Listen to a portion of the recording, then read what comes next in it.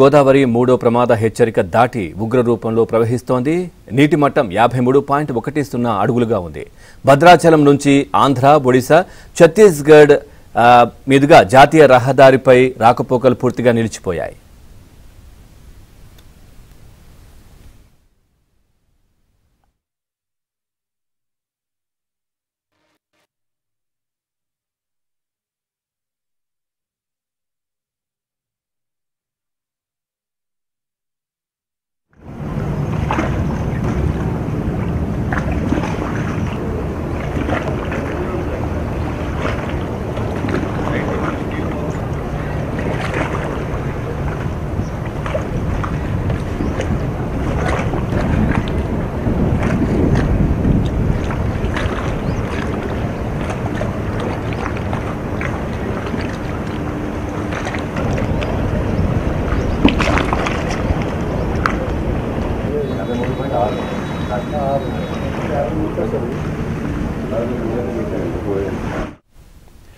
భద్రాచలంలో గోదావరి వరద ఉధృతిని మంత్రి తుమ్మల నాగేశ్వరరావు పరిశీలించారు. భద్రాచలానికి వరద గండం లేకుండా శాశ్వత పరిష్కారం ఎలా చేస్తారనే విషయాలపై మంత్రి తుమ్మలతో మా correspondent Ravi face to face ఇప్పుడు చూద్దాం.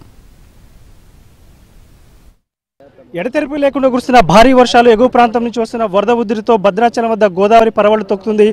53 అడుగులు దాటి ప్రవహించడంతో భద్రాచలం వద్ద మూడో ప్రమాద హెచ్చరిక కొనసాగుతుంది.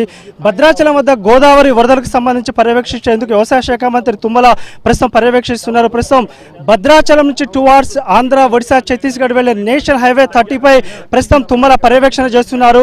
ముఖ్యంగా చూస్తే వరద పరిస్థితికి సంబంధించి చూసుకున్నట్లయితే ఇక్కడ తుమ్మల ముందు చూపుతో నిర్మించిన కరకట్టవలు ఈరోజు భద్రాచలంలో కూడా వరద నీరు రాకుండా కూడా స్థానికులు ప్రశంసలు కురిపిస్తున్నారు. కొంత వరద ఉధృతికి సంబంధించి కొన్ని విషయాలు మనం మాట్లాడేస్తున్నాం.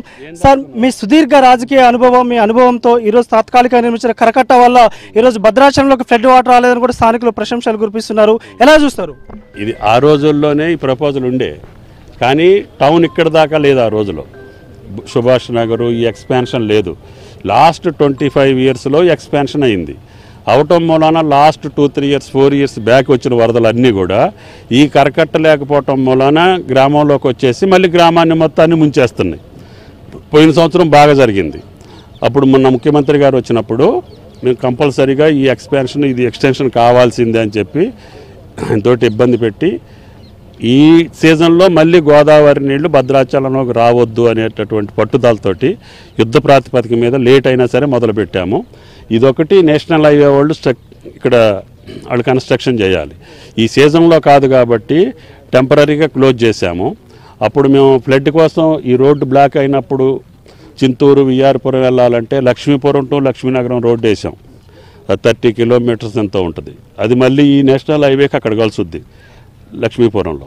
కాబట్టి మీరు కలెక్టర్ గారికి ఏం చెప్పానంటే, ఒకవేళ ఈ రోడ్డుకి వచ్చి మళ్ళీ మనకు లోనికి వచ్చే పరిస్థితి ఉంటే ఇది క్లోజ్ చేసేయండి. సార్, 1986 ప్రాంతం నుంచి 2022 వరకు గత 36-35 ఏళ్ళుగా మీ సుదీర్ఘ అనుభవంతో వాగులు, వంకలు, ఇక్కడ గోదావరి మీద మీకు సుదీర్ఘ అనుభవం ఉంది. ముఖ్యంగా చూస్తే దీనికి శాశ్వత పరిష్కారం ఏమని మీరు భావిస్తున్నారు? ఇదే శాశ్వత పరిష్కారం. ఈ నేషనల్ హైవేకి సంబంధించిన స్ట్రక్చర్ ఒకటి వాళ్ళు డిజైన్ చేశారు. నెక్స్ట్ సీజన్లో వాళ్ళతోటి కట్టిస్తా. ఎంత వరద వచ్చినా కూడా మళ్ళీ 75 అడుగులు వచ్చినా భద్రాచలంలోకి నీటి చుక్క రావద్దు. కేవలం వీళ్ళు చూసుకోవాల్సింది ఏంటంటే షట్టర్స్ వేసవికాలంలో కరెక్ట్గా పెట్టుకోవటం, మోటార్లు లిఫ్ట్ చేయడానికి వర్షం నీళ్ళు ఏమన్నా వస్తే ఆ నీళ్ళని గోదావరిలోకి లిఫ్ట్ చేసే మెకానిజం. ఈ రెండు పెట్టుకుంటే గోదావరిలోకి చుక్క నీళ్లు వచ్చే అవకాశం ఉంటుంది. ఉమ్మడి రాష్ట్రంలో మంత్రిగా పనిచేసిన అనుభవం ఉంది. భౌగోళికంగా చూస్తే 2 రాష్ట్ర విభజన తర్వాత ఇలా కొంత టెక్నికల్గా టెరిటోరియల్ బౌండరీస్ సమస్య గత ప్రభుత్వాల నిర్లక్ష్యం మూలంగా ఆరు ప్రాజెక్టులు గేట్లు ఎత్తపోవడం వల్ల భద్రాచలం కూడా మెర్జ్ అయిన పరిస్థితి. ఈ రోజు చూసుకుంటే ఆ పరిస్థితి లేకుండా 2 రాష్ట్ర ప్రభుత్వాలు ఏ విధంగా కోఆర్డినేట్ చేసుకుంటుంది? డిస్కషన్ మొన్ననే స్టార్ట్ అయింది. అఫీషియల్ కమిటీ వేస్తున్నారు. 2 రాష్ట్రాల అధికారులు మాట్లాడుకున్న తర్వాత ఈ సమస్యతోటి పాటు ఇంకా అనేక సమస్యలు ముడిపడి ఉన్నాయి. విభజన సమస్యలు అన్నీ ఉన్నాయి. వాటితోటి పాటు మొన్న వచ్చినప్పుడు మన ముఖ్యమంత్రి గారు తప్పకుండా ఈ 5 గ్రామాలు మాకు కావాల్సిందే, దీని అవసరం ఈ రకంగా ఉంది, లేకపోతే ఇబ్బంది అవుతుంది అని చెప్పడం జరిగింది. డిస్కషన్స్లో తప్పకుండా ఈ 5 గ్రామాలు తెలంగాణకు రావటం కోసం నా ప్రయత్నం ముఖ్యమంత్రి గారి ద్వారా చేస్తానని చెప్పి విజ్ఞప్తి చేస్తాను. Thank you sir. మొత్తంగా చూస్తే ఇక్కడ మనం ఆనకట్ట చూడవచ్చు. నేషనల్ హైవే పై ఉన్న ఈ తాత్కాలిక కట్ట వల్ల చూసుకున్నట్టయితే భద్రాచలం లోతట్టు ప్రాంతాల్లోకి వరద నీరు, ఫ్లడ్ నీరు రాకుండా కూడా ఈరోజు పలు కాలనీలు కూడా జల దిగ్బంధం కాకుండా ఉన్న పరిస్థితి కనిపిస్తుంది. మొత్తంగా చూస్తే మంత్రి తుమ్మల సుదీర్ఘ అనుభవం, ముందు చూపుతో నిర్మాణం చేసిన ఈ తాత్కాలిక ఆనకట్టే భద్రాచలంకు ప్రస్తుతం శ్రీరామ రక్షగా మారిందని కూడా లోతట్టు